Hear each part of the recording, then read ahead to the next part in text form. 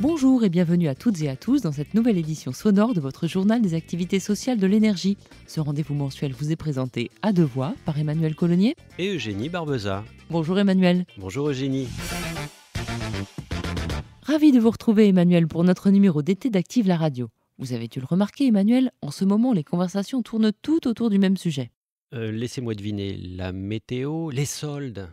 Mais non Emmanuel, la question rituelle en ce début juillet c'est « Et toi, tu pars quand? Tu vas où ?» Mais c'est bien sûr, les vacances. Comment cela a-t-il pu m'échapper? Mais je ne sais pas Emmanuel, mais je peux vous promettre une chose, c'est qu'avant la fin de ce journal, vous n'aurez qu'une seule envie, partir. Vous l'avez compris, cette édition sera placée sous le signe des vacances qui, comme le rappelle Michael Fieschi dans son éditorial, constitue un droit pour les salariés et leurs familles. Et c'est pourquoi on évoquera la multitude de possibilités de séjour proposées par la CCAS. On se demandera aussi dans ce journal comment aborder la sexualité et la prévention avec les ados. Il sera également question de la nécessaire solidarité avec nos aînés qui n'ont pas toujours la chance de partir. Et à propos de solidarité, nous consacrerons notre portrait d'agent engagé à Robin Desbois. Ah bon, c'est l'un de nos collègues? Mais oui Emmanuel, vous verrez en plus ils sont plusieurs. On verra aussi comment concilier vacances et préservation de l'environnement, car en ce qui concerne les océans, il y a urgence. Enfin, on évoquera les rencontres culturelles avec le groupe Jour, qui sera en tournée dans les centres de vacances de la CCAS cet été. Alors que les juilletistes sont déjà en train de faire leurs valises, savez-vous, Emmanuel, quel est le premier opérateur de tourisme en France? Mais Eugénie, c'est la CCAS bien sûr. Exactement, Emmanuel. À l'heure où la crise prive de vacances un nombre croissant de nos concitoyens, grâce aux activités sociales de l'énergie, les électriciens et gaziers et leurs familles continuent à pouvoir partir. D'ailleurs, pour répondre à l'afflux des demandes, la CCAS diversifie son offre de séjour afin de proposer à chacun la possibilité de partir aux destinations, dates et conditions qui lui conviennent. C'est par exemple 21 nouveaux mobil-homes qui viennent d'être inaugurés au centre de vacances de Ponche-Estruval, dans la Somme. Ce site est très prisé par les familles du nord de la France qui souhaitent un lieu de vacances pas très loin de chez elles et où l'on peut pratiquer la pêche, le canoë-kayak ou la randonnée. Et pour ceux qui préfèrent le tourisme urbain, la capacité d'accueil sur Paris est désormais de 305 lits disponibles quotidiennement, répartis dans 4 résidences, toutes idéalement situées pour découvrir la capitale. Un dernier exemple, pour ceux qui aiment le soleil et la découverte, le centre de Marinka Portici en Corse est idéal, car il est totalement ancré dans l'économie locale, mais on pourrait en citer beaucoup d'autres. Effectivement, Emmanuel, on ne peut pas passer en revue tout le catalogue, mais nos auditeurs peuvent retrouver toutes les possibilités de séjour CCAS disponibles et de ses partenaires du tourisme social sur le site ccas.fr. Et sachez que, quelle que soit la formule ou la destination choisie, le partage, la solidarité et la convivialité seront au programme.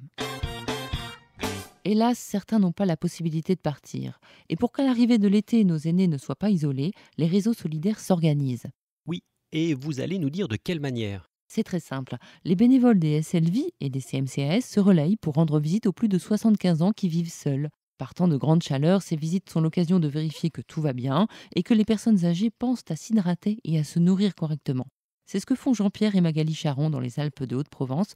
On les écoute au micro de Stéphane Gravier. Le réseau solidaire, pour moi, c'est une aide à toutes les personnes, enfin les personnes surtout âgées, puisque nous, c'est des personnes âgées retraitées EDF. C'est avec plaisir que je suis rentré dans le réseau. Moi, je suis la femme d'un agent EDF et j'ai voulu accompagner mon mari pour arriver à donner un peu de mon temps aux autres. C'est un témoignage d'archives que vous pouvez retrouver en intégralité sur le site ccas.fr. Maintenant, sautons les générations à pieds joints pour nous intéresser aux adolescents. Pour eux, le temps des vacances, c'est celui des premiers flirts et des amours d'été. Et face à leurs enfants qui s'éveillent à la sexualité, les parents sont parfois un peu démunis. Oui, c'est souvent difficile de trouver les mots pour leur en parler. Effectivement. Mais pourtant, quand on sait que depuis 25 ans, les interruptions volontaires de grossesse augmentent de 1 à 5% par an chez les mineurs, on comprend que les ados ont vraiment besoin d'être informés. Notamment sur la contraception, bien sûr, et aussi sur la nécessité de se protéger contre les maladies sexuellement transmissibles. C'est pourquoi il faut absolument aborder le sujet. Et si, en tant que parent, on ne se sent pas à l'aise, on peut demander à un grand-parent, une marraine ou encore un oncle de leur parler ou de répondre à leurs questions. Rappelons enfin que depuis mars 2013, les mineurs de plus de 15 ans peuvent bénéficier en toute confidentialité de la prise en charge intégrale pour la contraception et l'IVG. Oui, Emmanuel, c'est bon à savoir et à faire savoir. Maintenant, Emmanuel, je vais vous présenter un agent engagé. Mais avant cela, voici un indice sonore. On l'appelle Robin des Bois, il s'en va par les champs et les bois. Eugénie, mais qui est donc ce fameux Robin des Bois? Eh bien, Emmanuel, il s'agit de JC. Cet agent EDF-GRDF est âgé d'une quarantaine d'années et c'est un militant de longue date. Il se bat notamment contre la libéralisation du marché de l'énergie. Oui, celle-là même dont nos 535 collègues de la SNET, du groupe E.ON, font les frais. Ils sont directement menacés de licenciement. Oui, effectivement, et on pense bien à eux. Mais revenons à JC, fervent défenseur lui aussi du service public. Il ne supportait plus d'être obligé d'aller couper le courant chez des gens qui ne pouvaient pas payer leurs factures. C'est pourquoi, en 2004, il a rejoint le mouvement des Robins des Bois. Ok Eugénie, mais quels sont leurs moyens d'action à ces justiciers? Alors Emmanuel, ces agents font acte de désobéissance civique, c'est-à-dire qu'ils refusent de se soumettre à une loi qu'ils trouvent injuste. Ce concept, qui consiste à toujours préférer sa conscience à la consigne, est aussi celui qui a animé Nelson Mandela tout au long de son combat contre l'apartheid. Mais je laisse la parole à JC, notre Robin des Bois. On fait le travail en journée et puis ensuite on alerte nos réseaux qui contactent et les services sociaux et les fournisseurs d'énergie pour trouver des solutions.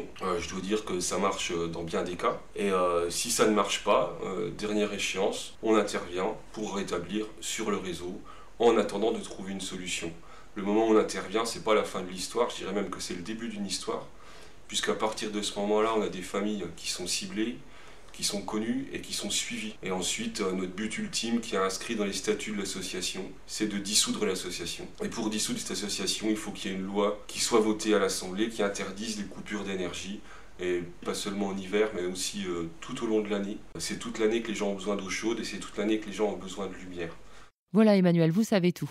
Et pour contacter l'association, rendez-vous sur lesrobindesbois.wordpress.com. Comme JC, 10 agents ou anciens agents des IEG nous font partager leur engagement à travers une exposition photo interactive. Elle est présentée cet été dans 6 centres de vacances. Leurs témoignages sont d'ores et déjà accessibles à tous sur le site internet engagement.ccas.fr. Maintenant Emmanuel, on va aborder un sujet auquel le plongeur que vous êtes doit être particulièrement sensible. Avec plaisir Eugénie, et de quoi s'agit-il? Eh bien Emmanuel, si je vous parle du 7e continent, ça vous dit quelque chose? Oui, hélas, je vois bien de quoi vous voulez parler. Il s'agit d'une immense plaque de déchets essentiellement composée d'objets en plastique et qui flotte au beau milieu de l'océan Pacifique. C'est le navigateur Charles Moore qui l'a découverte en 1997. Oui, et quand on parle de continent, ce n'est pas une exagération, car cette poubelle flottante s'étend sur des centaines de milliers de kilomètres. Sa superficie représente plusieurs fois celle de la France et la couche de déchets atteint par endroits plus de 30 mètres d'épaisseur. Bien évidemment, les conséquences sont dramatiques pour la faune marine. Elle périt soit étouffée, soit intoxiquée par ces déchets. Oui, et le problème, c'est qu'aucune mesure n'est prise pour endiguer cette pollution massive. Étant situé dans les eaux internationales, ce 7e continent n'est du ressort d'aucun État. C'est bien pratique.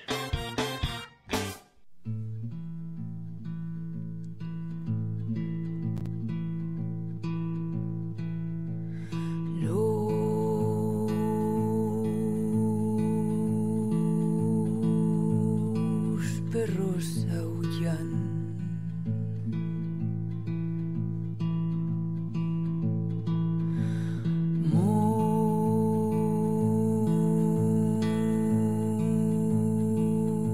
Montañas se mueven. Emmanuel, pour finir sur une note un peu plus gaie, je vous propose de terminer ce journal en musique avec Jour. Parfait, mais de qui s'agit-il? Jour est le nom du groupe, mais c'est aussi le prénom de sa chanteuse, Jour Domingo Escofet. Cette jeune catalane à la voix profonde et vibrante donne une tonalité particulière au texte écrit par les membres du groupe. J'ai eu la chance de les rencontrer, on les écoute. On a commencé tout au début plutôt dans le cirque. Avec Julien, on a créé une compagnie de cirque. Et après, on a créé le groupe de musique. On sent qu'il se passe quelque chose de fort quand on fait les concerts et que les gens ils sont très touchés, peut-être par la voix et aussi par l'énergie qu'on a tout un groupe en entier. Le travail qu'on a fait avant, je pense, en cirque et qu'on continue à faire, ça nous aide beaucoup, quoi. Dans le concert, du coup, il y a aussi des petites surprises, quoi. Génial, et on va pouvoir les écouter cet été? Oui, ils se produiront devant les vacanciers lors des rencontres culturelles CCAS en juillet. Vous pouvez retrouver toutes leurs dates sur le site www.ccas.fr à la rubrique des rencontres culturelles.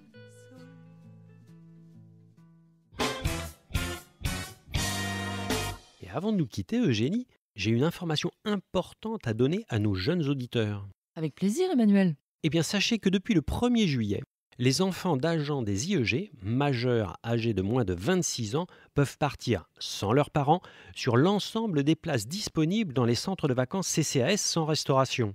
La réservation se fait 30 jours avant le départ par une demande effectuée par l'ouvrant droit directement auprès de sa CMCAS ou de sa SLV. Et cerise sur le gâteau, chaque jeune peut être accompagné de 3 personnes. Je sens que ça va faire des heureux. Emmanuel, il est maintenant temps de nous quitter car c'est la fin de ce journal. Il vous a été proposé par la direction de la communication de la CCAS. On se retrouve avec plaisir au mois de septembre pour un nouveau numéro de votre journal radio. Mais en attendant, on ne perd pas le contact puisque vous pouvez désormais laisser des messages sur le répondeur d'Active la radio au numéro suivant 01 48 18 60 44. Une question, une information à nous donner, un message à faire passer, votre radio vous écoute et vous répond. Au revoir à toutes et à tous. Au revoir Emmanuel. Au revoir Eugénie. Bon été.